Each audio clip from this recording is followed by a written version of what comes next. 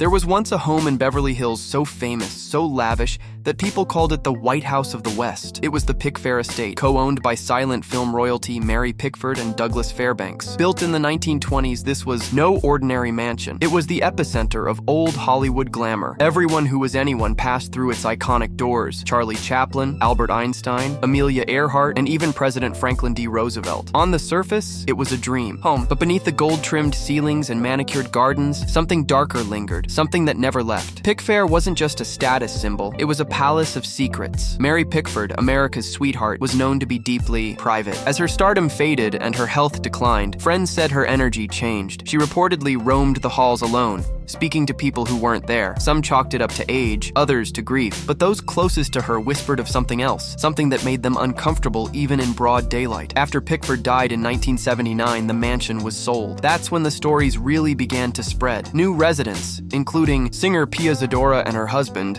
moved in hoping for peace, but instead claimed the mansion was uninhabitable. Lights would flicker on and off randomly. Doors slammed with no wind. Cold spots were felt in hallways that had no airflow. At night, heavy footsteps echoed in the ballroom, even when no one was there. But the most disturbing reports came from workers hired to renovate the estate. Several refused to return after seeing a woman in white gliding down the staircase. Some claimed she smiled at them. Others said she looked angry, even tormented. Her face, always pale. Her dress, always out of place. It felt like she didn't want us there, one contractor admitted in a rare interview, like she was guarding something. Zadora herself later admitted the house felt wrong. Her team claimed the energy in the home was so disturbing that they stopped renovations halfway through. Paranormal investigators brought in to assess the property confirmed the presence of unexplained activity, noting odd magnetic fields, camera malfunctions, and objects moving on their own. Some believe the spirit was Pickford herself, tethered to the home that defined her rise and her decline. Eventually, despite its historical significance, Pickfair was torn down, not remodeled, not preserved, but demolished entirely. A shocking decision that outraged Hollywood historians, yet some believe it was the only way to get rid of the energy trapped inside. According to rumors, Hollywood insiders had begged for it to be preserved as a museum, but word quietly spread among real estate circles. That house is cursed. One of the largest, most iconic homes in Los Angeles, completely erased. Why would anyone destroy a piece of film history? Why would Hollywood let go of its architectural crown jewel? The answer may be simple. Sometimes it's not about what a home represents, it's about what it refuses to forget. When Nicolas Cage purchased a home in New Orleans in 2007, he likely thought he was investing in a unique slice of American history. But what he didn't realize was that he wasn't just buying property, he was buying trauma. Because this wasn't just any house, it was the LaLaurie Mansion, arguably the most haunted residence in the entire United States. And as Cage would later admit, something about that house never felt right. In fact, he never spent a single night inside. The mansion, located in the heart of the French Quarter, once belonged to Madame Delphine LaLaurie, a 19th century socialite with a chilling secret. Behind her elegant facade, she committed unspeakable horrors, abusing and allegedly torturing enslaved individuals in her attic. When a fire exposed her crimes in 1834, locals stormed the home. What they found was so disturbing that newspapers refused to publish the full details. LaLaurie fled, but her legacy remained soaked into the walls of that mansion. And according to many, so did the spirits of those she harmed. Cage bought the property reportedly for its Gothic charm, unaware of its dark past, or perhaps ignoring it. But shortly after the purchase, things began to unravel. He began suffering financial trouble, taking roles in questionable films to stay afloat. Real estate deals crumbled. Lawsuits piled up. Some fans jokingly called it the LaLaurie curse, but those close to him weren't laughing. Cage defaulted on the home just 2 years later. He claimed it was a poor investment, but locals believe it was something else entirely. That house eats people, said one longtime resident of the quarter. It doesn't let you rest. Numerous paranormal investigators have tried to document activity at the LaLaurie Mansion. All report similar experiences: disembodied screams at night, icy cold spots near the attic, and sudden overpowering feelings of despair. Some claim to have captured electronic voice phenomena, fragments of cries, whispers in French, and repeated screams of "non, non, non." One visitor said it felt like being submerged in someone else's pain. Cage has never spoken in detail about what he experienced inside, but in later interviews, he admitted the purchase wasn't one of his better decisions. When asked if he believed in the hauntings, he smiled nervously and deflected, but those close to him say the actor changed after LaLaurie. He got quieter, darker, one friend noted, almost like something followed him out. The house still stands today, unoccupied and tightly secured. No one lives there. Tours don't go inside, and locals cross the street to avoid walking directly past it. Some believe the spirits inside remain restless, seeking acknowledgement, revenge, or simply peace. But they never seem to get it. They scream into the night, and the house absorbs it, like a vessel of endless suffering. And the most disturbing part, Cage wasn't the first celebrity to flee a haunted home, and he wouldn't be the last, because in Hollywood and beyond, you never really own these mansions. Sometimes they own you. In the hills of Los Angeles, behind iron gates and palm-lined driveways, sit dozens of celebrity homes. Most are showcases of modern luxury, infinity pools, glass walls, designer furniture. But one stood out for a very different reason, not because of its beauty, but because of the fear it seemed to inspire in its most famous owner, Rihanna. In 2009, the global pop superstar purchased a sprawling $6.9 million Beverly Hills mansion, the kind of place that makes tabloids salivate and real estate agents glow. 5 bedrooms, a home theater, a private gym, a pool with panoramic city views. It was the definition of a dream home. But almost immediately after moving in, something didn't feel right. Within months, rumors began to circulate that Rihanna was rarely staying at the property. Paparazzi captured her leaving hotels more often than her own estate, and then she just left. At first, the official explanation was structural damage, leaks, foundation issues. That's what her legal team said when she filed a lawsuit against the previous owners. But insiders whispered a different story. Rihanna had experienced something in that house that deeply unsettled her, and she didn't want it getting out. A source close to her team claimed that security personnel reported strange events on the property, unexplained alarms going off in the dead of night, doors unlocking themselves,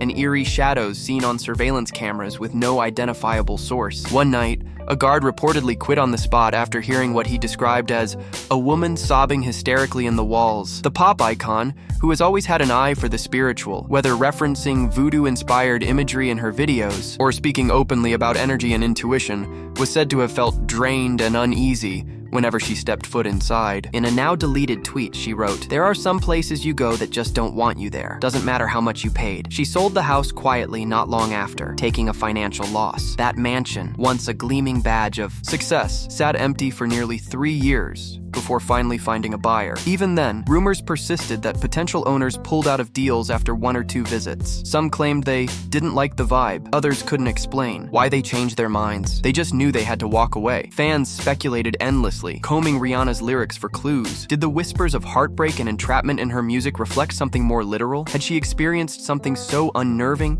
so intimate and unexplainable that she chose to bury it under a non-disclosure clause? Whatever happened inside those walls, Rihanna has never addressed it publicly, but the story refuses to die, because it's rare for a star of her magnitude to walk away from a luxury investment without a clear reason, and rarer still for those closest to her to remain so silent about it. Perhaps the truth is simple. Some houses weren't built for the living, and Rihanna may have been smart enough to leave before it was too late.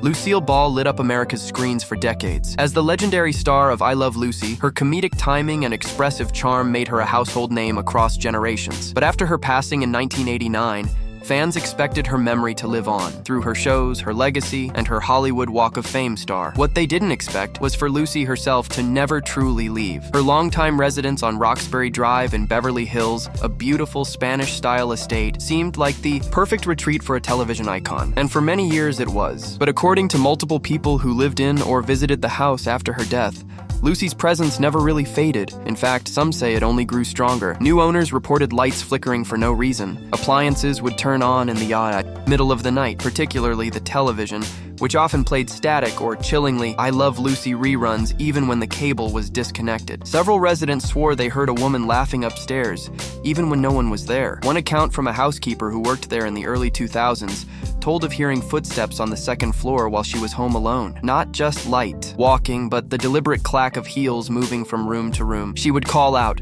assuming a guest had arrived early, only to find empty hallways. Eventually, she refused to work past dusk. The most unnerving reports came from the family that moved in shortly after Ball's death. They described seeing a red-haired woman in a 1950s-style dress pass by mirrors, appear in windows, and even stand at the foot of their bed. They didn't know the home's previous owner until neighbors filled them in. It was like she never accepted she was gone, the mother later said in an anonymous interview. Or maybe she didn't want to leave her stage. Paranormal experts brought in to investigate found intense electromagnetic spikes in certain parts of the home, particularly Lucy's old bedroom and the staircase leading down to her once private screening room. One investigator described the energy as intelligent and observant, as though the presence was aware of their movements and watching quietly from just beyond reach. But it wasn't just strangers who felt it. Even Lucille's own daughter, Lucy Arnaz, admitted in one interview that she sometimes felt her mother's presence in odd places. "When I walk through that house, even years later, it's like her laughter is still echoing off the walls," she said. "It's comforting, but sometimes it's just eerie." Unlike other haunted homes with violent histories or tragic deaths, Lucille Ball's haunting is different. It isn't malicious or malevolent. It's emotional, protective, maybe even nostalgic. A star so deeply tied to her space,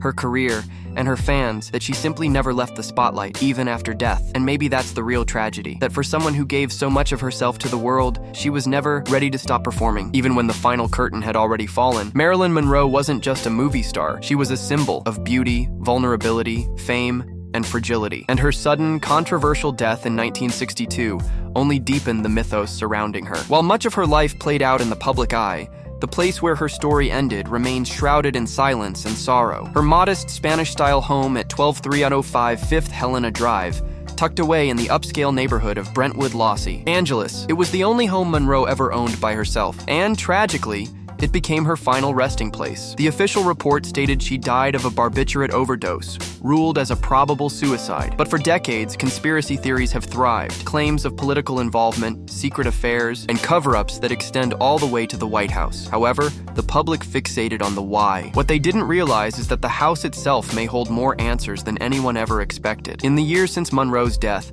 every single resident of the Brentwood home has reported disturbing occurrences. One owner said she found lights turning on and off at all hours of the night, despite cutting power to entire circuits. A later tenant described hearing a woman sobbing in the master bedroom, followed by sudden chills and a shadowy figure walking the hallway just after 3 a.m. The same time, Monroe was said to have died. Perhaps most chilling, a celebrity stylist who briefly rented the home in the 1980s recounted a vivid nightmare of a blonde woman standing at the foot of the bed, whispering, "Don't forget me." When she awoke, the room smelled of Monroe's signature Chanel No. 5. Though there were no perfumes in the house, these weren't isolated incidents. Paranormal investigators have visited the property multiple times over the years, some with permission, others covertly. Every investigation pointed to one conclusion: an intense emotional imprint still lingers there. Some call it a haunting, others say it's residual energy, but no one denies the house feels like it's still mourning. One real estate agent, who asked not to be named, confessed that several interested buyers backed out after touring the home. "It's beautiful," she said, "but something about it makes people uneasy. It's like time stopped inside those walls. And despite renovations and redecorating,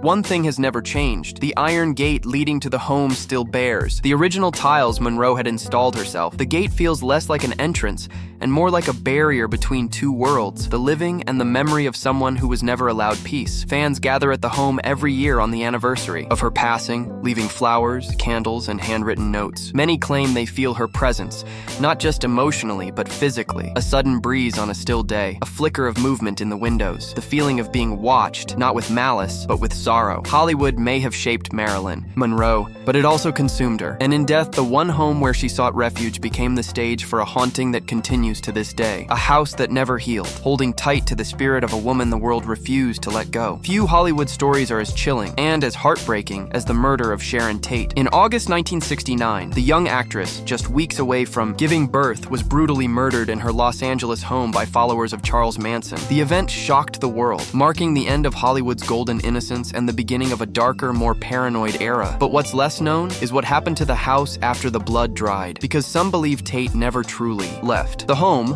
located at 150 Cielo Drive in Benedict Canyon, was a picturesque, secluded estate with a view of the city lights and a tranquil canyon breeze. Sharon had moved in with her husband, director Roman Polanski, and they entertained guests often. It should have been the place where her family began, where her future unfolded. Instead, it became the setting for an unspeakable crime, and those who entered after felt it immediately. Over the years, residents and visitors reported feeling a deep unease upon entering the property. Not just fear, but suffocating dread. Many said they felt watched constantly, even when alone. One man who stayed overnight claimed to hear muffled screaming from the direction of the living room, where Tate's life had ended. Others swore they saw a pregnant woman standing at the top of the stairs, staring silently into the night. Dogs, brought into the home, refused to go near certain rooms. Psychic investigators described the atmosphere as charged with pain. One medium broke down in tears on the property, stating that someone is still trapped here, reliving the moment over and over. Even the surrounding land seemed to echo with sorrow. Neighbors reported lights turning on at random in the empty house,